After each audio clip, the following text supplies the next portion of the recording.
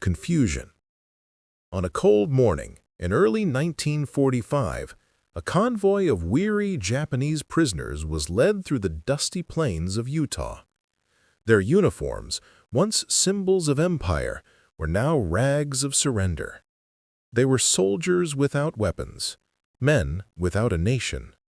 Their eyes darted to the distant snow-capped mountains, unsure what kind of punishment awaited them on foreign soil. Before we jump back in, tell us where you're tuning in from, and if this story touches you, make sure you're subscribed, because tomorrow, I've saved something extra special for you. In their minds, America was a land of vengeance, vast, rich, and merciless. The propaganda they had grown up with painted their captors as brutes who would humiliate them, starve them, or worse. But what awaited them behind the barbed wire was something none of them expected. The guards didn't sneer, the officers didn't shout. The first meal wasn't spoiled or cold. It was hot stew, fresh bread, and fruit. Sergeant William Carter, the camp's quartermaster, noticed how the Japanese men hesitated before eating, waiting for some trick or insult to come next. None came. He couldn't speak their language, but he could see disbelief in their faces. One of the prisoners, a former horticulturist named Akira Nishida, whispered to another, "This cannot be real. They are trying to confuse us." The camp wasn't paradise. It had fences, searchlights, and patrols. But compared to the hell they had imagined, it felt impossibly humane. Each man was assigned work, some in the kitchen, some in maintenance, others in nearby farms. Days passed, and the Americans noticed something strange. These prisoners worked not just with discipline, but with care, almost reverence. They cleaned tools before and after use. They straightened every pile of lumber. They bowed to the guards, even when no one asked them to.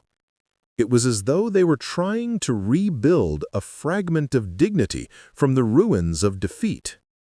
One evening, as the sun dipped behind the Wasatch Mountains, Captain Harold Banning, the camp's commanding officer, walked past a patch of open ground near the barracks. He saw a few of the Japanese men digging shallow trenches and the lining small stones. They weren't escaping. They weren't hiding anything. They were sketching patterns in the dirt, rectangles, circles, pathways. When he asked the translator, Lieutenant Morse, what they were doing, the reply was simple. They wished to make a garden. At first, Banning laughed at the absurdity. A garden in a prison camp? He dismissed it as a way for them to pass time, but something in the quiet precision of their work stayed with him. That night, while writing a letter to his wife, he mentioned it casually. "They're planting something out there, Ruth. I don't know if it's flowers or faith." The next morning, he called for Nishida, the man who had led the digging. Through halting English and the help of the interpreter, Nishida explained that many of the prisoners had worked with plants before the war. Gardeners, farmers, even one man who had tended to the imperial palace grounds. They wanted permission to use part of the camp's land to grow vegetables, perhaps flowers. Something to tend to, something to make with their hands that wasn't about destruction. Banning hesitated. The war wasn't over everywhere yet. He had lost friends at Guadalcanal and Leyte. The very men standing before him might have cheered those losses. But when he looked at them, he didn't see enemies. He saw men trying to remember what it meant to be human. Against the judgment of a few of his own officers, he granted the request. "Fine," he said, "but no digging beyond the fence, and you'll use the camp tools. Nothing sharp, nothing that looks like a weapon." Word spread quickly. The prisoners began collecting stones, bits of wood, and even scrap tin from the supply yard. They arranged them in careful harmony, shaping terraces that mirrored the landscapes of their faraway homes. They sang quietly as they worked, old songs from Kyoto and Okinawa, blending memory with hope. Within weeks, the barren soil sprouted green. Rows of daikon, small patches of chrysanthemums, and ponds made from rainwater filled the once empty courtyard. At first, the American guards mocked it good-naturedly, calling it the fancy dirt patch. But over time, something changed. Guards found themselves pausing during patrols just to watch the Japanese men at work, their movements almost meditative. It was as if every plant they touched was an apology whispered to the earth itself. Even Sergeant Carter, who had once sworn he'd never show mercy to a Japanese soldier, found himself helping them fetch extra soil from a nearby creek bed. By late spring, the garden had become something remarkable, a place of stillness in a world that had forgotten what stillness felt like. Birds began to visit. Prisoners who once stared blankly at the horizon now spent hours trimming leaves and tending roots. They built small bamboo fences from scavenged wood and placed flat stones in perfect alignment. Nishida called it Heiwa no Niwa, the Garden of Peace. The camp's atmosphere shifted slightly. There were fewer fights, fewer outbursts. Guards and prisoners began exchanging polite greetings, sometimes even smiles. When Captain Banning visited again, he noticed something that startled him. One of the American soldiers, Private Joseph Miles, was kneeling beside Nishida, both men arranging stones together without speaking a single word. It wasn't compassion they had built, it was connection. And neither side quite understood why it mattered so much. To the Americans, the garden became proof that decency could outlive hatred. To the Japanese, it was proof that even in captivity, beauty could bloom where blood once flowed. But for now, no one dared to say those words aloud. They simply watered, waited, and watched something fragile take root in the most unlikely of places. The weeks following the first planting were unlike anything the American guards had anticipated. What began as a modest patch of earth, fenced off by barbed wire, had transformed into a place of quiet devotion. Every morning, even before the bugle sounded, Japanese prisoners could be seen kneeling in the soil, their hands moving with reverence. They bowed to the sun, whispered short prayers, and then went to work. Captain Harold Banning, who had once viewed the garden proposal as nothing more than a morale tactic, now found himself stopping by each morning. He watched them shape stones into delicate borders, place flat rocks in the shape of small paths, and rake the dirt into patterns so precise it resembled the care of monks tending a shrine. Something about it struck him deeply. This was not just manual labor, it was restoration.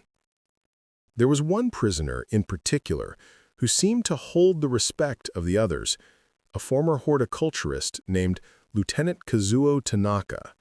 His face, weathered by war and defeat, carried a calm authority. Banning noticed that when Kazuo spoke, even the most defiant of the younger men listened. One afternoon, Banning walked up to the edge of the fence where Kazuo stood, holding a handful of seeds. "What are you planting this time?" the captain asked. "Daikon," Kazuo replied with a faint smile. "It grows fast and deep, like patience." The answer lingered with Banning for days. That night, in the officers' quarters, he found himself writing in his logbook. They are not just cultivating soil, they are cultivating peace within themselves. As spring advanced, the camp began to change in small but unmistakable ways. The guards, who once barked orders and kept their rifles slung across their shoulders, started offering extra rations of seeds and fertilizer. The prisoners, in turn, began carving small wooden signs with English labels like carrots, spinach, lettuce. Preparing and narrating this story took us a lot of time, so if you are enjoying it, subscribe to our channel, it means a lot to us. Now back to the story. As if to bridge a language gap that words alone could not. One evening, a young American corporal named Frank Harris walked past the garden after his shift. He saw Kazuo carefully setting stones around a small pond the prisoners had dug with spoons and tin cups. The water reflected the last orange rays of sunset. Frank hesitated before speaking. "My mom used to have a garden. She'd like this." Kazuo looked up, eyes narrowing thoughtfully, and then nodded. "Maybe one day you show her this place." The corporal laughed. "Maybe, but I don't think she'll believe I saw this in a prison camp." By mid-May, the garden had become the camp's quiet heart. The Americans began eating some of the vegetables grown by the very men they guarded, and the Japanese prisoners began repairing the camp's walkways and benches without being ordered to. The war outside raged on, but within the fences of Camp Shelby, something human was growing, something far more resilient than the vegetables themselves. Still, not everyone welcomed the change. Sergeant Dalton, a veteran of the Pacific, who had lost 2 brothers in the conflict, viewed the garden with suspicion. To him, it was a mockery, a luxury the enemy didn't deserve. He warned Captain Banning that the project was softening the ranks. "They're the enemy, sir. Don't forget that." Banning stared through the window at the prisoners working under the sunset. "I haven't," he replied quietly. "But maybe that's the point, to remember what they are and still choose to treat them as men." A week later, a summer storm rolled through the valley. The wind tore through the camp, knocking over tents and flattening the garden beds. By dawn, it looked as if months of effort had been erased. The prisoners stood silently before the wreckage, their faces unreadable. The guards braced for frustration or anger. Instead, Kazuo knelt, picked up a broken bamboo fence, and began replanting. One by one, the others followed. Even Dalton, standing by the gate with crossed arms, felt something twist inside him as he watched the prisoners rebuild without a word. When Captain Banning arrived later that morning, he found both Americans and Japanese working together in the mud. No orders had been given, no threats had been made. It was pure instinct, men helping men rebuild something beautiful. By the end of the day, the garden was standing again, stronger and more vibrant than before. And in the silence that followed, everyone seemed to understand what the garden had become. It wasn't just a patch of land. It was proof that even in the ruins of war, the seeds of humanity could still take root. By the time summer deepened into late July, the garden at Camp Shelby had become more than a quiet project. It was a living symbol of defiance against bitterness. The soil that once looked dry and lifeless now carried rows of green that shimmered under the sun. Japanese prisoners had built tiny stone bridges over the pond, shaped pathways of smooth pebbles, and even placed makeshift lanterns made from discarded tin cans. They worked with precision and patience, as if every gesture was an apology to the world for the violence that had come before. Captain Harold Banning had started visiting every afternoon. He would take off his cap, walk along the narrow path between cabbages and beans, and breathe in the scent of earth and water. Each day, it felt harder for him to see these men as prisoners. They were craftsmen, thinkers, human beings seeking order amid chaos. One afternoon, while inspecting the fence repairs near the east perimeter, Banning saw something that made him stop. A small group of Japanese prisoners stood together, facing the rising garden, singing softly under their breath. It wasn't a song he recognized. It was slow, melancholic, but strangely beautiful. The sound carried across the camp and silenced even the guards. Sergeant Dalton, still uneasy about the growing friendship between captors and captives, muttered, "They're getting too comfortable, sir. It's not right." Banning didn't answer immediately.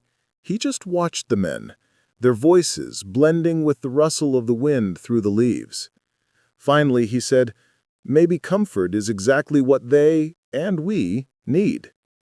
Inside the camp, Kazuo Tanaka had become a quiet leader, though he never asked for it. He organized work rotations, shared seeds equally, and even started teaching younger prisoners simple lessons in discipline and patience through gardening. In war, you obey to survive. In peace, you obey to grow. His calm presence began affecting the guards, too. Frank Harris, the young corporal who had once spoken to Kazuo about his mother's garden, now spent part of his breaks helping with the watering. The language barrier still existed, but the rhythm of work had built a new kind of conversation between them, one spoken through gestures and nods rather than words. One late afternoon, a delivery truck from the nearby town arrived with sacks of supplies. Among them were flower seeds, zinnias and marigolds. They were not on the official requisition list. When Banning asked the driver, the man shrugged. "Some ladies in town heard about what you boys are doing here, said these might brighten things up." Banning smiled faintly and carried the seeds to the garden himself. He found Kazuo trimming weeds near the pond. "These came for you," he said, holding out the packet. Kazuo looked at the seeds as though they were something sacred. He bowed deeply. "Flowers for peace," he murmured. Over the next days, brilliant bursts of color began to appear among the rows of vegetables, small flames of red and gold swaying in the wind. It was as if life itself was reminding the men that even beauty could survive captivity. But as the weeks passed, word of the Japanese garden spread beyond the camp. A visiting army inspector arrived one morning, his expression cold as he surveyed the peaceful scenes within the fences. "You're running a prison, not a park, Captain. Don't forget these men represent the enemy." Banning's jaw tightened. "With respect, sir, they're men before they're enemies, and this garden is keeping them alive." The inspector frowned, but said nothing more. Before leaving, he turned and muttered, "The war isn't over, Captain. Don't let them make you forget that." That night, the mood in the camp grew heavy. The prisoners worked silently, aware that the garden's fate might depend on the next inspection. Banning sat in his quarters, staring at his logbook. The words he wrote came slower now. If war teaches men how to destroy, perhaps peace must be taught the same way, patiently, one seed at a time. A week later, an unexpected visitor arrived, Chaplain Reverend Markham from a nearby base. He had heard about the garden and wanted to see it himself. Walking among the rows, he was moved by what he saw, a place of quiet labor, discipline, and mutual respect. "I've seen soldiers pray before battles, but I've never seen enemies pray together over vegetables," Markham said softly. When he left, he promised to send more tools and even books on botany. It was a small gesture, but one that rippled through the camp. Soon, the Japanese prisoners began building wooden benches and a small shrine-like structure near the pond. They placed a stone at the center, carving into it both English and Japanese words, "Life returns." One sweltering afternoon, while the men were tending to the garden, a guard stumbled in with bad news. The war was over. Japan had surrendered. For a long moment, no one moved. The news seemed unreal, like a distant storm that had suddenly ceased. The prisoners froze, their hands still gripping tools. Then, quietly, Kazuo set down his rake and bowed his head. "It is finished," he whispered. Some of the Americans cheered. Others stood in silence, unsure what victory should feel like. Banning looked around and saw both joy and sorrow mixing in the same faces. The war had ended, but its ghosts were still here, in the soil, in the memories, in the silence between them. Over the next days, preparations began to send the prisoners home. The men worked in the garden until the very last morning, trimming, cleaning, and harvesting what they could. On their final day, they gathered in front of the pond. The garden was in full bloom. Kazuo turned to Captain Banning, holding a small pouch of seeds. "For you," he said, "to remember that even enemies can make something grow." Banning took the seeds with a heavy heart. "And you," he replied, "to remember that forgiveness can grow too." When the trucks came to take the prisoners away, the Americans stood at attention. It wasn't by order, it was by instinct. As the convoy rolled out, a single marigold petal drifted across the dusty air and landed at Banning's feet. He looked down at it, then at the garden beyond the fence, the garden that had turned enemies into neighbors, suspicion into respect, and soil into a lesson no weapon could erase. In his final report to headquarters, Banning wrote just one line: "They came as prisoners of war, but left as gardeners of peace." The years rolled by quietly within the camp's wooden fences. The rhythm of the gardens became the rhythm of life itself. Morning mists drifted lazily above neat rows of vegetables and flowers, and the chirping of birds replaced the clanging of chains. What began as a simple act of mercy from the Americans, allowing prisoners to plant gardens, had grown into something far deeper, an unspoken treaty of humanity.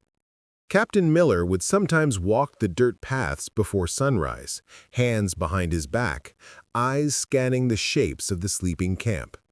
The Japanese POWs, once gaunt and distrustful, had filled out with strength from their labor and their harvest. Their hands, which once held rifles, now cradled seeds and pruning shears.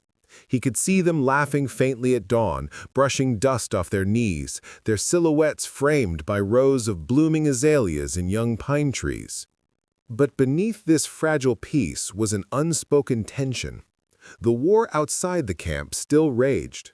Rumors of Japan's near defeat reached even the remote mountains where the camp was hidden. Some prisoners whispered that surrender would bring dishonor to their families. Others dared to hope that perhaps, when the gates opened, they might return home as men who had learned something new about the enemy, something their superiors never taught them. One of them was Sergeant Oki, the man who had requested the flower seeds months before. His garden had become a marvel, a mix of Japanese harmony and American practicality. He grew chrysanthemums and beans side by side, a metaphor no one dared to speak aloud. His plot had become a quiet meeting place for both prisoners and guards alike. The Americans, curious about his discipline, often found themselves learning from him how to prune and tend. Even the earth, Oki once said, answers kindness with growth. One afternoon, Captain Miller was inspecting the perimeter when he saw Oki kneeling beside the camp fence, speaking softly to a young American soldier named Franklin. They were laughing about something, Franklin's broken Japanese perhaps, or Oki's attempt at English. But there was a lightness there, something fragile and pure. Miller felt a strange pride watching them. War had made both men soldiers, but the garden was making them human again. That evening, the sky turned copper and gold. Word arrived, the war was ending. Japan had surrendered. The camp fell silent as the news spread from tent to tent. Some prisoners stared at the sky, some wept quietly, and others simply sat down on the soil they had nurtured for months. Captain Miller stood before them as the sun dipped behind the hills, knowing he had to say something, but what words could reach across such devastation? He cleared his throat. "The war is over," he began, voice steady but thick. "You'll be going home soon." Murmurs rippled through the crowd. "But before you do, I want you to know something. These gardens you've built, they changed this place. They changed us." He paused, looking around at the rows of greenery. "When we first brought you here, none of us thought this could happen. We thought you'd hate us, and maybe you did, but you worked the earth anyway. You built beauty where there was none. You taught us something about resilience, about peace." Oki stepped forward, his face unreadable. "Captain," he said quietly, his English halting, "we are soldiers, but here we learned how to be farmers again, maybe also men." Miller nodded, his throat tight. "Yes," he replied, "maybe that's the best kind of victory any of us can hope for." In the following weeks, preparations for repatriation began. Trucks rolled in, carrying supplies and officials. Prisoners packed what little they owned, handmade tools, scraps of paper with sketches of their gardens, small stones they'd polished into keepsakes. But as the departure day neared, the gardens seemed to grow even more vibrant, as though the soil itself wanted to hold on to its caretakers. On the final morning, a light rain fell. The POWs lined up near the gate, their uniforms cleaner than usual, their eyes searching the horizon for what came next. Captain Miller stood with Franklin beside the trucks. He saw Oki approach, holding something wrapped in cloth. "Captain," Oki said softly, "please take this." Miller unwrapped the bundle, a small wooden box containing several seed packets labeled in Japanese characters. "For your next place," Oki said, "you plant them, yes, so we not forgotten." The captain's jaw tightened. He nodded once, then twice, unable to speak. "I will," he finally said. "I promise." They shook hands, an act that would have been unthinkable a year ago. Around them, guards and prisoners exchanged quiet farewells. Some smiled, some bowed, and a few embraced. The trucks rumbled to life, spewing faint clouds of exhaust into the damp air. As the convoy rolled away, the prisoners turned one last time toward the camp, toward the gardens that had saved them from despair. Miller stayed long after the gates had closed again. The silence was unbearable at first, but then he heard it. The wind rustling through the leaves, the soft patter of rain on soil. Life went on. He walked to Oki's garden and knelt beside the neat rows, the scent of wet earth filling his lungs. He pressed one hand into the soil, feeling its coolness, its quiet promise. Then he opened one of the seed packets and let a few fall between his fingers. Months later, long after the camp had been dismantled, the land remained. Wildflowers grew where barbed wire once stood. Children from a nearby town would come to play, running among the tall grass. Locals called it Peacefield. They said that if you listened closely, you could still hear the echo of foreign voices laughing among the rows of blossoms. Years later, Captain Miller returned to that place as an old man. The camp was gone, replaced by a memorial garden. A plaque stood at the entrance, written in both English and Japanese. Here, in a time of war, men chose to plant life instead of death. He walked among the flowers, tall, bright, impossibly alive. He reached into his pocket and pulled out the last of Oki's seed packets, yellowed and fragile with age. Kneeling, he pressed it into the soil, just as his old friend once had. As he stood, a breeze swept through the garden, carrying the scent of earth and memory. For the first time in years, Miller smiled. The world, it seemed, had finally learned what those gardens had taught long ago. That even in the darkest times, kindness can take root, and once it does, it never truly dies. Years had passed since the camp gates had opened for the last time.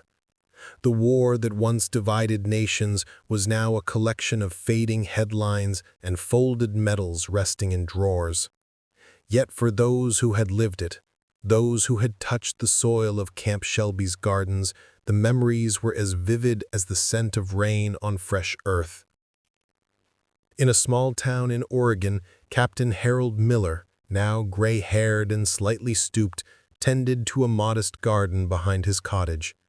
His hands were rough, his steps slower, but his devotion to the earth remained steady. Each morning he would kneel among the rows, humming softly as he trimmed the herbs and watered the flowers. Among the vegetables and roses stood a patch of chrysanthemums, the descendants of seeds once handed to him by Sergeant Aoki, the Japanese POW who had taught him what peace could look like. Visitors often asked him why he grew them. "They came from a friend," Miller would answer simply. He never spoke of the war anymore, nor of the prison camp. But every petal, every leaf seemed to carry a story of that place, a story of enemies who had chosen to become gardeners. One spring morning, a letter arrived bearing a red stamp and Japanese characters. Miller opened it slowly, his heart trembling as though it recognized something ancient. Inside was a handwritten note. Captain Miller, it has been many years. I am Aoki's son Hiroshi. My father spoke often of you and of the garden you built together. He passed away last winter, peacefully in his own garden. He wished me to tell you, the seeds grew well. Enclosed are some of ours. Plant them, please, so our father's friendship may never die. Inside the envelope was a small cloth pouch, familiar and delicate. Miller held it in his palm, closing his fingers around it as tears welled in his eyes. That night, as twilight painted the horizon in shades of gray, he walked to the center of his garden and dug a small hole. He placed the seeds in the soil with the reverence usually reserved for prayer. When the first sprouts emerged weeks later, Miller felt something stir in his chest, a quiet joy he hadn't known in years. The plants grew quickly, strong and vibrant, as though nourished by more than sunlight and water. They were nourished by memory, by forgiveness, by the invisible thread that bound two men across nations and generations. By summer, his garden had become a place of pilgrimage for local schoolchildren.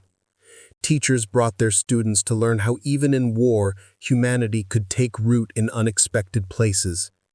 Miller would tell them, these flowers came from a time when people forgot how to be kind, but kindness grew anyway. As he grew older, his steps slowed, and he spent more time sitting on a small wooden bench beneath the cherry tree. He would watch the petals fall into the pond he'd built from old stones, an imitation of the one at Camp Shelby. On some evenings, when the wind moved just right, he imagined he could still hear the faint voices of the prisoners, Aoki, Tanaka, the others, laughing softly as they worked. One late autumn evening, as the sun dipped behind the hills, Miller sat in his garden for the last time. The air was crisp, filled with the smell of pine and soil. His breathing was shallow but peaceful. In his lap rested a folded piece of paper, a letter he'd written weeks earlier, addressed to no one in particular. When war ended, I thought the peace would come from treaties and signatures. I was wrong. It came from gardens. It came from hands that once held weapons but chose to hold seeds instead. If someone finds this garden, take care of it. Let it remind you that peace, like life, must be tended every day. When neighbors found him the next morning, Miller was gone. Sitting upright, his hands folded gently in his lap, surrounded by flowers in full bloom. They buried him beneath the cherry tree, according to his wishes. On his tombstone they engraved words that matched those once written on the plaque at Camp Shelby. Here, in a time of war, men chose to plant life instead of death. Years later, long after Miller's passing, a young man arrived at the same garden. He was quiet, carrying a camera and a small notebook. He introduced himself as Hiroshi Aoki's grandson. He knelt before the grave, brushing away fallen petals, and whispered a simple greeting in Japanese. Then he took a handful of seeds from his pocket, the same ones his grandfather had once sent to America, and pressed them into the earth beside the grave. As he stood, a breeze swept across the field, stirring the flowers. The wind carried with it the faint scent of the sea and the memory of two men, once enemies, now united by something greater than war. Before leaving, the young man looked back one last time. The sun had broken through the clouds, casting long shadows across the garden. He smiled. Somewhere, he imagined, both his grandfather and Captain Miller were tending another garden together, one untouched by time, untouched by hatred.